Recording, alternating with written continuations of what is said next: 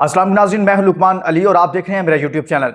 नाज़रीन, पाकिस्तान में क्रिकेट को लेकर 90s के लोंडों और मौजूदा लोंडों के दरमियान एक बहुत बड़ी लड़ाई का आगाज हो गया है। एक बड़े फड्डे और बड़ी डिबेट का आगाज हो गया है। इस लड़ाई का आगाज कहां से हुआ और इसमें कौन कौन कूद पड़ा है, किसने किसको क्या जवाब दिया है। इसका आगाज होता है वसीम अकरम से, उसके बाद उसमें एंट्री मारते हैं मोहम्मद हफीज और उसके बाद शामिल होते हैं शुएब मलिक, उसके बाद शामिल होते हैं शुएब अख्तर और अब बाबर आजम के वालिद आजम खान भी, आजम सदीक साहब जो हैं वो भी सामने आ गए हैं। और उन्होंने क्या कहा है वसीम अकरम और वकार यूनुस को मुखातिब करते हुए कि भाई अगर आपने ये अगर वाली जो बात उन्होंने की है ये मैं आपको बताऊंगा तो आप हैरान होंगे कि बाबर आजम के वालिद भी वसीम अकरम और वकार यूनुस को खरी खरी सुनाई, जिस पर वकार यूनुस भी मैदान में आए और कहा कि 90s के लोंडे क्या होते हैं मैं आपको बताता हूं। ये वकार यूनुस की जानिब से कहा गया है। 90s के लोंडे, लफ्ज लोंडे इस्तेमाल किया गया।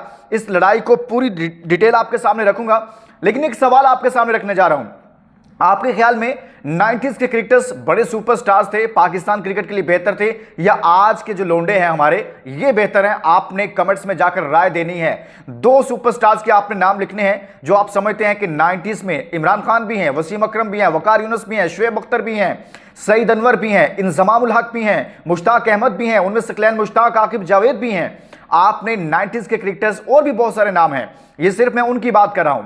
और मौजूदा क्रिकेटर्स जिनमें बाबर हैं, रिजवान हैं और लड़के हैं, आपने दो सुपरस्टार्स के नाम लिखने हैं जो आपको लगता है कि 90s के बेहतर हैं या मौजूदा बेहतर हैं। तो दोस्तों बहुत सारी चीजें हुई कि आपको पता है कि 90s के क्रिकेटर पर बहुत ज्यादा इल्जामात भी लगते रहे कि वो मैच फिक्सिंग में मुलविस रहे, मैच बेच देते थे, बहुत सारी पाकिस्तान में डिबेट होती थी, लेकिन एटलीस्ट मौजूदा सेटअप में शायद ये इल्जामात नहीं है। अब मैं आपके सामने रखता हूं कहानी शुरू कहां से हुई। वसीम अकरम ने जो कहा था ना कि 5 से 6 लोगों को फारिग करें, तो बाबर आजम के वालिद साहब ने समझा कि मेरे बेटे का नाम भी उसमें शामिल है। ये वसीम अकरम साहब और बाकी क्रिकेटर्स मेरे बेटे को टारगेट कर रहे हैं। उन्होंने कहा कि भाई आपसे दरख्वास्त है कि अल्फाज का चुनाव ठीक करें, ये बाबर आजम के वालिद कह रहे हैं। और उन्होंने कहा कि आप ऐसा ना हो कि कोई पलट कर जवाब दे तो वो आपसे बर्दाश्त नहीं होगा। आप गौर से सुने, अगर हमने जवाब दिया तो आपसे बर्दाश्त नहीं होगा। आप माजी थे, आपने नहीं खेलना, आप माजी हो गए आप। ये बाबर आजम के वालिद साहब उनको कह रहे हैं। और उसके जवाब में जो वकार यूनुस ने कहा है ना, इसके जवाब में वो भी आपके सामने रखूंगा। और उनका कहना है कि यह भी कहा जा रहा है कि वो जो लोग बहुत ज्यादा चीखो पुकार कर रहे हैं, इनके अपने दौर में इनकी अपनी क्या कारकर्दगी थी, वो सवाल कर रहे हैं। वो ना सिर्फ इनको बल्कि कामरान अकमल साहब को भी जवाब दे रहे हैं जो टीवी शोज में बैठकर बात कर रहे हैं। और कामरान अकमल साहब आगे से कह रहे हैं कि भाई ये अपने वालिद साहब को क्यों बीच में लेकर आए हैं? आपका क्या काम है बीच में कूदने का? पाकिस्तान के इतने क्रिकेटर्स रहे हैं, किसी को ड्रॉप किया गया, किसी को निकाला गया, किसी से कप्तानी ली गई, किसी के बाप ने आकर इस तरह से नहीं किया। आप आकर शुरू हो जाते हैं। ये पाकिस्तान के क्रिकेटर हैं, पाकिस्तान की तरफ से खेलते हैं, आपका उसमें क्या काम है? ये कामरान अकमल साहब की जानिब से कहा गया, लेकिन वो सबको जवाब दे रहे हैं। उनके वालिद उन्हें कह रहे हैं अपनी कारकर्दगी देखें, और आप अगर हमने जवाब दिया तो आपसे बर्दाश्त नहीं होगा।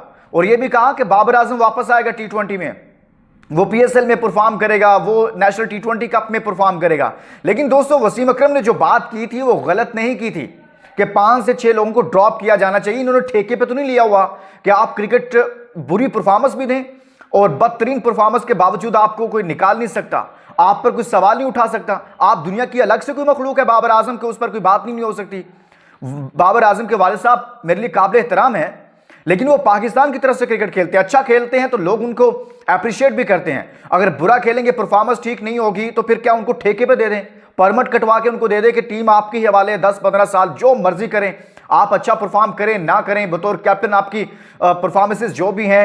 ICC के इतने इवेंट्स पाकिस्तान हारा, आपको कोई पूछ नहीं सकता। ये हुआ है इस लड़ाई में। फिर वकार यूनुस का जवाब सुनिएगा इस कहानी के बाद। इससे पहले हफीज ने जो कहा वो भी आपके सामने रखूंगा। शुएब अख्तर की मौजूदगी में उन्होंने जो कहा, लेकिन शुएब अख्तर ने भी एक तगड़ा जवाब उनको दिया। ये बड़ी इंटरेस्टिंग सी स्टोरी है जो पाकिस्तान में इस वक्त चल रही है ना, ये बहुत बड़ी डिबेट है। या तो मैंने बताया ना, इसके बाद पाकिस्तान की क्रिकेट ठीक हो जाएगी या तबाह हो जाएगी। अब ये देखिए कि शुएब, इसके बाद वकार यूनुस साहब ने रात ट्वीट किया, ऊपर लिखा 90s का लोंडा, नीचे क्या लिखते हैं वो, total matches test matches 191, ODI 618। उन्होंने अपने साथ वसीम अकरम की तस्वीर लगाई उसमें ट्वीट में। विकेट्स हैं उनकी 1705, रन हैं उनके 8594 और 66 मरतबा उन्होंने एक ही मैच में 5 विकेटें हासिल की हैं, 66 मरतबा। वकार यूनुस साहब अपने आप को बता रहे हैं मैं हूं 90s का लोंडा, ये है 90s के लोंडे की परफॉर्मेंस, आप बताएं अपनी परफॉर्मेंस। वो कह रहे हैं कि 10 बार मैंने 10 विकेटें ली हैं एक ही मैच में। तो वकार यूनुस साहब ने भी उनको जवाब दिया है कि भाई 90s के लोंडो की ये परफॉर्मेंस थी, आप लोग अपनी परफॉर्मेंस बताएं। आप लोगों पे टैग लग गया कि आप सेल्फिश हैं, ये मौजूदा पे है। जो माजी 90s थे उन पर था कि भाई ये मैच शायद इन्होंने बेच दिया है। जस्टिस कयूम की रिपोर्ट आपके सामने है कि मैच फिक्सिंग में कौन कौन मुलविस था, क्या केस बना, क्या रिपोर्ट्स आई, कुछ सच था, कुछ झूठ था, कुछ हकायक को मस्क किया गया, लेकिन ये चीजें उस वक्त चलती थी। लेकिन अब के दौर में क्या होता है, आप कहते हैं ये अपने लिए खेलते हैं।